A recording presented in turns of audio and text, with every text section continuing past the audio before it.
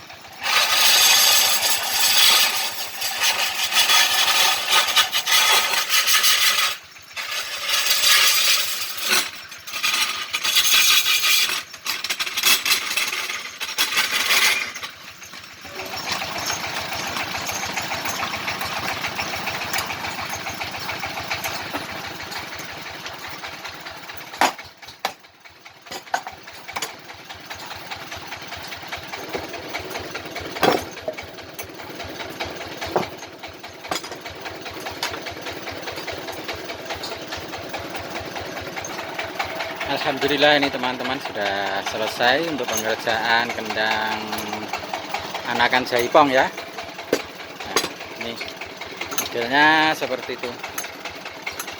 Ini sudah bolong. Ya, oke teman-teman, sampai sekian untuk tutorial atau caranya untuk membuat kendang tipung jaipong ya, atau kempul, karena banyak sebutannya ya, ini disebut juga anakan jaipong. Oke, saya ucapkan selamat beraktivitas, sampai berjumpa lagi di lain waktu dan di lain kesempatan. Saya doakan bagi saudara-saudara yang menonton video saya kali ini diberikan kesehatan, kemurahan rezeki, dan selalu lancar segala urusannya. Oke, wassalamualaikum warahmatullahi wabarakatuh.